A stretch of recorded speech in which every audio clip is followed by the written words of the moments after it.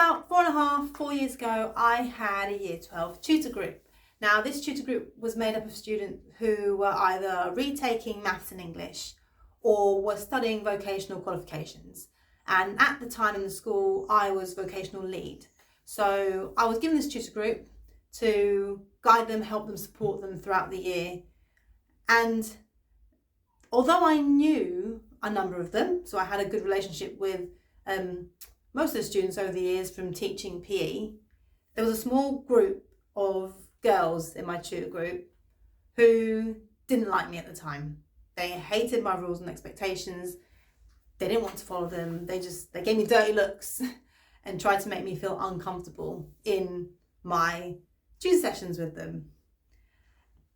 And at the time in the school, students were not allowed to wear coats in the building or have their phones on, and phones had to be turned off and not be seen.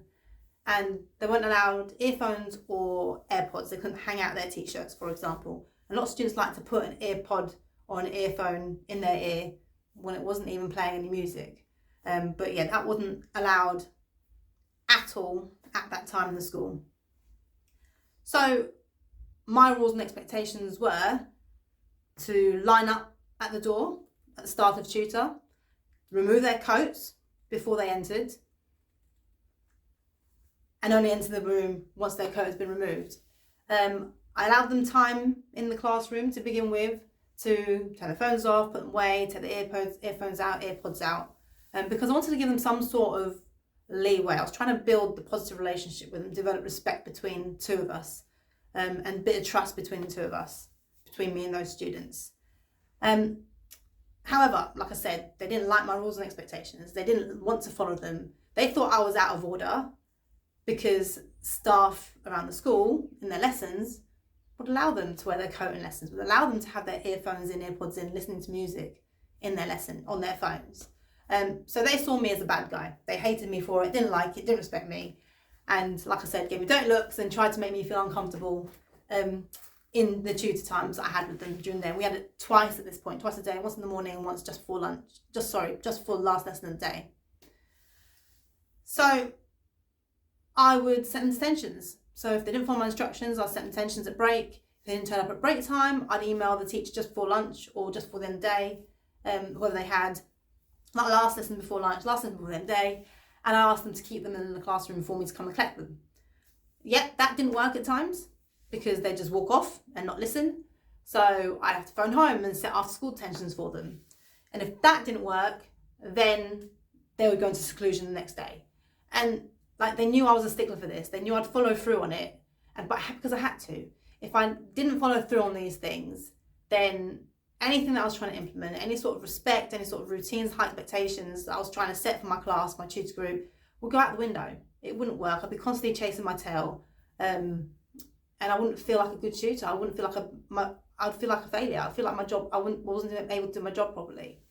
Like I said, this was a tutor group that were retaking exams. So I had some students there that throughout their years at school, they had that reputation. They had that bad reputation in lessons for swearing and not following instructions. So I had to follow through with what I was saying, what I was doing, and I had to make them aware. Look, if you choose to do this, then this is what's going to happen. This is the likelihood, just so that they were aware as well. So it got to the point where there was an executive head whose office was right next to my classroom. So I actually emailed him and I made him aware. I said, look, can you please, if my students are lining up waiting for me at this before tutor time, please don't let them into the classroom. Because there were a couple of times when he was letting them in and letting them through, and I was shocked that he was letting them in with their coats on. So I emailed just to politely ask that please not let them in, and just I'll line them up when I come to tutor, just in case I was held back because of break duty, for example. And I lined them up every single day outside my classroom, every tutor time, in alphabetical order for the fire drill, so that they knew where to stand when they had to do the fire practice.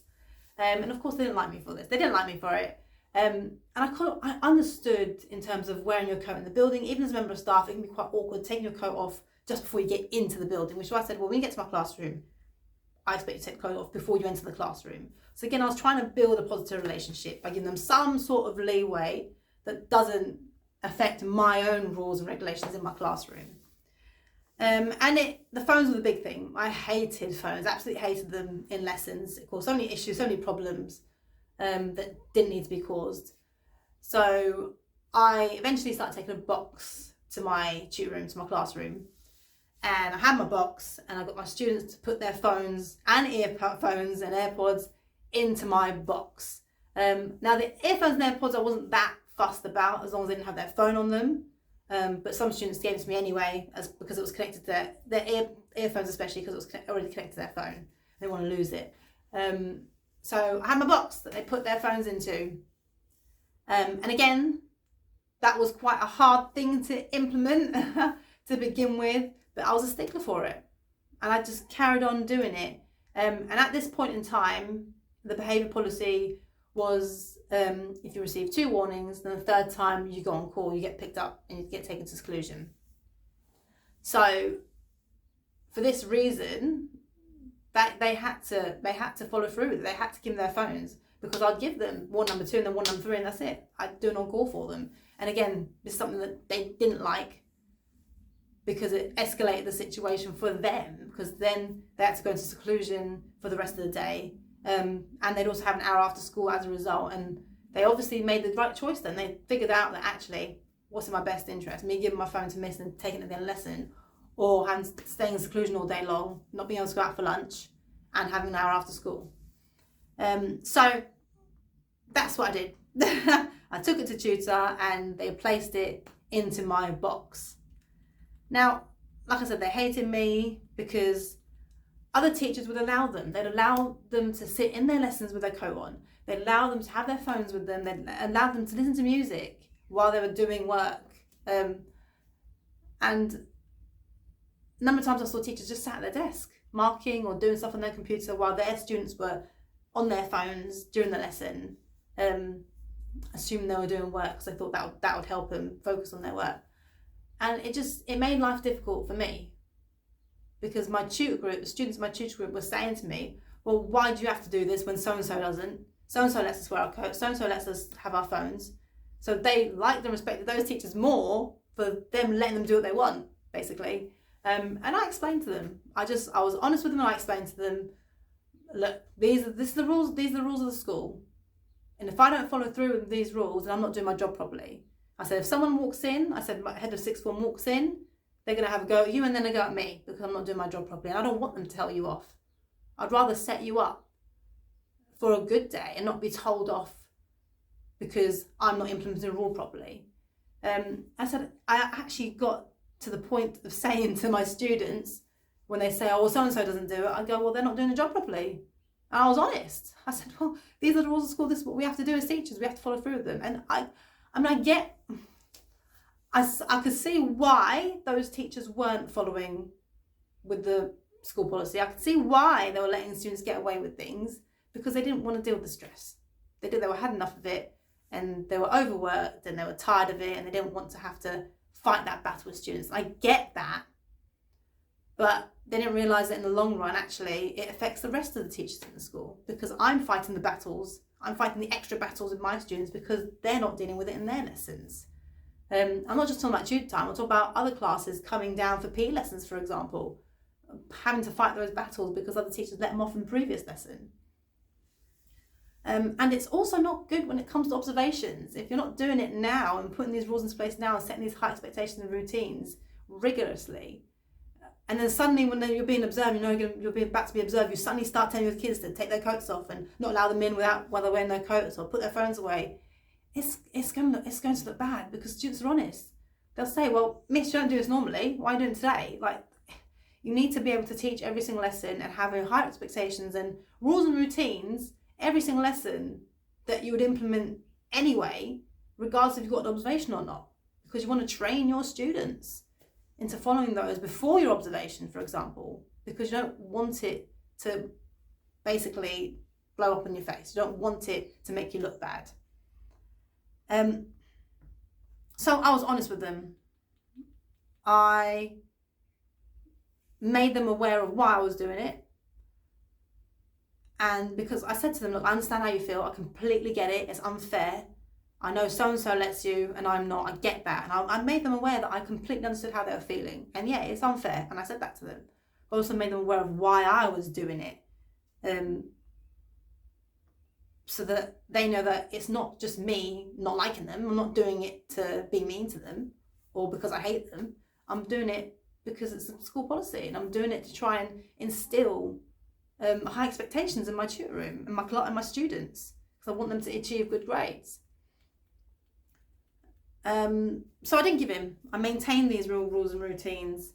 And yes, it took time. It did take time.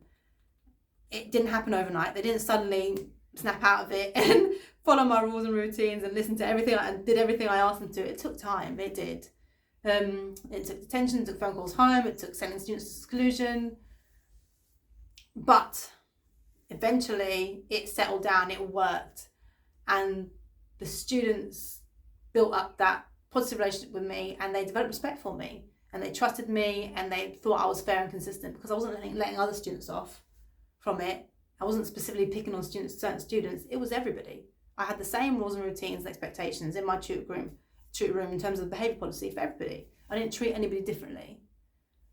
And I think it also helped the fact that if they had any issues in lessons, if they had any issues with teachers, they would talk to me about it, and they'd tell me what went wrong, what went on, and why they thought it was unfair. And I'm not talking about rules and I'm not talking about coats and phones and stuff like that. Other issues that they had with teachers in lessons, I would actually go to battle for them, and I'd find out from that teacher. I'd speak to them, I'd email them, I'd come up with a solution for them to help my students. I think as a result of that helped them respect me a lot more, and that also helped them see that I'm only there for them. I want the best for them. And it got to the point when, if students were stepping out of line, for example, maybe they had a bad situation at home or bad lesson previously, if we had tutoring afternoon with the teacher and they came to my lesson, not wanting to take their coat off, not wanting to take their phone off, put their phone away, or give me their phone, put in the box. I had other students in the tutoring room going, don't do that to Miss. Like, come on, she's just following the rules. And they were actually advocating for me. So when students start doing that, when they start advocating for you and they start telling other students that that's not right, stop doing that, that's when you know you've built up a really good relationship with that student. You've got respect from that student. You've got the mutual respect between the student and the trust between the two of you. And it got to the point where I became that teacher. So whenever I covered a lesson, mostly in sixth form, because obviously they would talk to each other, and so, oh, Miss does this, Miss does that, oh, we have to do this. Or if they have siblings, even the siblings found out that I was that teacher who had these high rules and had these rules and routines and high expectations. So whenever I covered a sixth form lesson and I turned up to the door, I'd even hear teachers go, oh, Miss, it's you. It's like, you're that teacher. I was like, what are you talking about? You're the one that doesn't let us wear our coats and have phones in lessons. I said, no, you don't. No, I don't. And I did every single cover lesson I did. I taught it, I led it exactly how I did my own lessons and my tutor group. I lined them up, I asked them to take the coat off, phones went away, earphones went away, and I did everything that I would normally do in my tutor time. But because these students had already found out and already heard about it through the grapevine, what I was like in terms of a teacher and my high expectations and routines, like, they would come to that, they would see me and go, right, okay, we know that this is what Miss does. Like, they wouldn't give me that backlash. They wouldn't argue with me. So in a way, in the long run, it actually will benefit you to have those high expectations, rules and routines, to follow the behaviour policy, and to be consistent. Because not only does it help other teachers during the day, but in the long run, when you get that reputation, you create that reputation for yourself amongst the staff and the students in the school, they know that when you're covering their lessons or you're teaching them, that's it. Like, they know your rules and expectations, even if they've not had you in a lesson before, because they've heard about it from other students. So consistency is so important across the school in terms of staff implementing behaviour policy, following the rules and routines, because it helps you get the best out of your students. It helps you create that positive learning environment and build those really, really strong relationships with your students where you have that mutual respect because you're fair and consistent and they trust you and they like you and they'll advocate for you.